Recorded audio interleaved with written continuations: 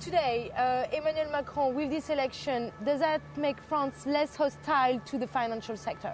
The election of Emmanuel Macron is a very good news for France, for Europe, as well as for Paris as an international financial market. Emmanuel Macron has already been a very strong supporter for the Paris Financial Center when he was Minister of the Economy by initiating the first reforms concerning the labor rules, and we are more than confident that he will accelerate the reforms and that he will deliver. Still, we're already seeing a few protests against the labor law reform that he wants to implement in the first 100 days of his presidency.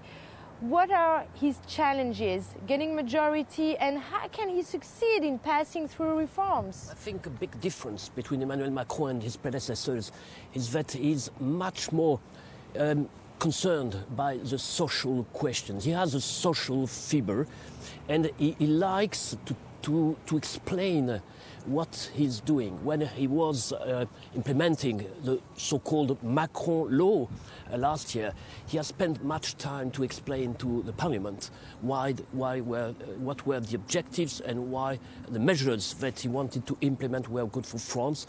And we are very confident that he will continue to do that, and like he did in the TV debate with Mrs. Le Pen, and that he has many qualities to make that French people will understand, and they share now the necessity to accelerate the reforms. But we also have to bear in mind that Marine Le Pen did twice better than her father in 2002, and she had the support of more than 10 million French people.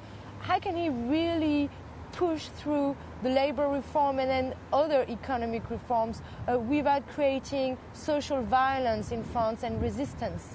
You know what?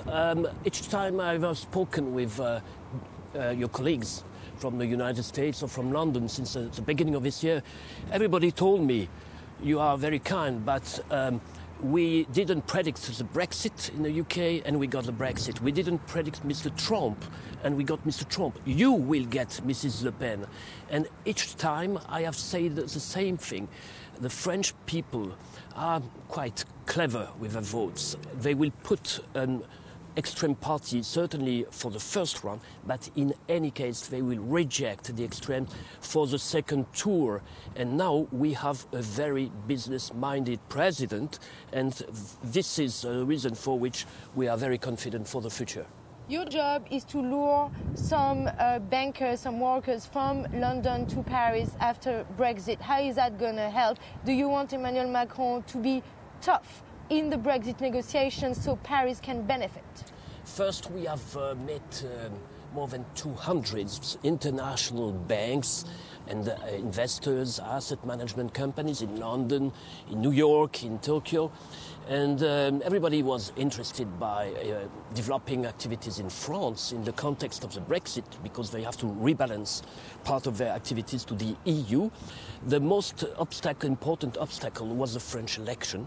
Everybody wanted to wait the result of the election. So now we are at the beginning of a new period. And Mr. Macron has taken some engagements to accelerate the reforms on the three major topics which interest international market players. First, labor rules.